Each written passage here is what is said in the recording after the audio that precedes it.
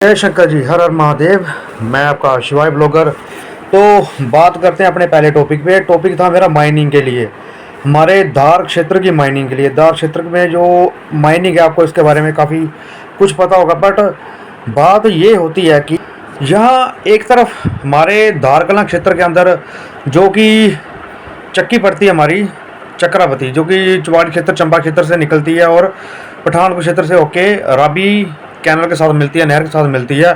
But आपको पता हो कि ये चक्की जो चक्रावती चक्की है, बख्तपुर एरिया हमारा जो पंजाब का और चंडोला एरिया दारकला क्षेत्र के साथ, छोटी दार क्षेत्र के साथ काफ़ी बड़ा एरिया, जिसमें काफ़ी ज़्यादा माइनिंग का प्रोडक्ट पड़ा हुआ है। स्टोन पत्थर, मान लो पत्थर पड़े हुए हैं, बजरी रेता, काफ़ी कुछ है। बट आज आपको पता है कि हिमाचल में यहाँ माइनिंग चालू है, मतलब कि माइनिंग चल रही है वहाँ पर, और पंजाब के इस छोटे से क्षेत्र में माइनिंग बंद है। लोगों को कंस्ट्रक्शन के लिए मटेरियल चाहिए होता है और मटेरियल उनको पड़ता है क्रैशर से, और क्रैशर का आपको पता है काफ़ी ज़्यादा रेट है भाई। तो और जैसे कि यहाँ पर लोकल ट्रालियाँ, लोकल ट्रैक्टर ट्रालियों से हमारे पास यहाँ पे मटेरियल पहुँचता था, और वो मटेरियल हमें सस्ता भी होता था और टिकाऊ मटेरियल था और बढ़िया मटेरियल था भाई।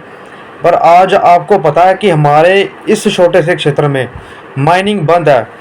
मौजूदा सरकार जब स्टार्टिंग में आई थी तो इसने कहा था कि हम 4 से 5 रुपये फीट रेता देंगे, पर आज आपको पता है यहाँ पे सैकड़े की ट्राली, एक ट्राली इसमें सैकड़े से ऊपर, जहाँ सैकड़े तक माल आता होगा, वो ट्राली कम से कम 5,000 6,000 की खड़ रही है भैया। आपको पता है लोकल एरिया के बावजूद माइनिंग और रेत हमारे पास पड़ी होने के बावजूद भी हमें क्रशरों से माल लेना पड़ता है, और वो माल टिकाऊ नहीं होता। आज जाके घरों में रिपेयर करवानी पड़ती है, कभी कहीं सेम आ जाती है, कभी कुछ आ जाती है, क्योंकि मटेरियल का फ़र्क है।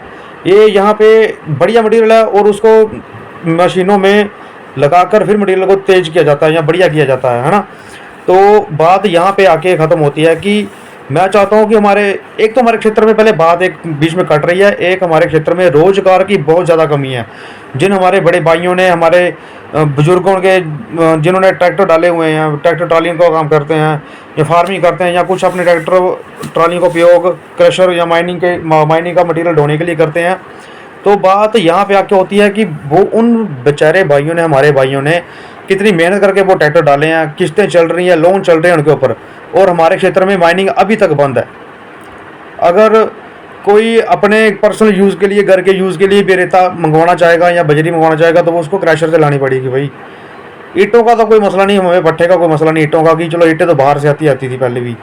बट मसला ये होता है कि क्षेत्र में मटेरियल होने के बावजूद भी आज माइनिंग क्लोज क्यों? मौजूदा सरकार क्या इसका जवाब दे सकती है?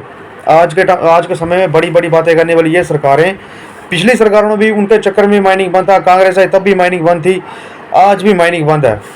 तो हमारे क्षेत्र के लोगों के लिए जो बेलचों से यूज़ करने वाले, सिर्फ बेलचों से ट्रालियाँ बनने वाले, उस जगह पे फ़र्क नहीं पड़ता माइनिंग का इतना ज़्यादा, जितना कि हिमाचल का मौजूदा जो विधायक है वहाँ के बीजेपी के, हमारे रणवीर सिंह जी, निक्का जी, उनके चलो पैसे दे के या उनके टेंडर भर के या कैसे भी उन्होंने मटेरियल खरीदा हुआ है, पर आपको पता कि उनके द्वारा जितनी माइनिंग की जा रही है, अगर हमारे क्षेत्र में माइनिंग बंद रही तो वो चंडोला से आगे निकल आएंगे किसी टाइम, और हमारा जो मटेरियल है, हमें यूज़ का मटेरियल है, वो हमें कभी नहीं मिल पाएगा। वो हमें क्रशरों के थ्रू मिलेगा, और बहुत सारे पैसे देकर, बहुत सारे कॉस्टली, वो हमें बहुत सारा महंगा पड़ सकता है भाई आने वाले टाइम पे। तो प्लीज़ मौजूदा सरकार इसके ऊपर संज्ञान ले, थोड़ा देख रेख देखे इस चीज़ की, एक कमेटी बिठाए, कॉन्ट्रैक्ट बनाए, या कैसे भी करके हमारे जो ट्रैक्टर वाले भाई हमारे, जिनके साथ हमारा भाईचारा है, प्लीज़ उनके लिए तो सोचे। वो लोन कहाँ से भरेंगे? ट्रैक्टर तो डाल लिए, रोज़गार तो दे नहीं रही सरकार इस क्षेत्र में। धारकला क्षेत्र में रोज़गार थोड़ी दे रही सरकार, कोई यहाँ पे समय रोज़गार नहीं है, कोई किसी तरीके का कोई रोज़गार नहीं है। बट चलो, मैं चाहता हूँ कि सरकार इसके ऊपर संज्ञान जरूर ले। जय शंकर जी, हर हर महादेव। मेरे अगले ब्लॉग पे जुड़े रहिए, लाइक करें, कमेंट करें, शेयर करें, प्लीज़ कमेंट जरूर करें और लाइक जरूर करें, शेयर भी जरूर करें।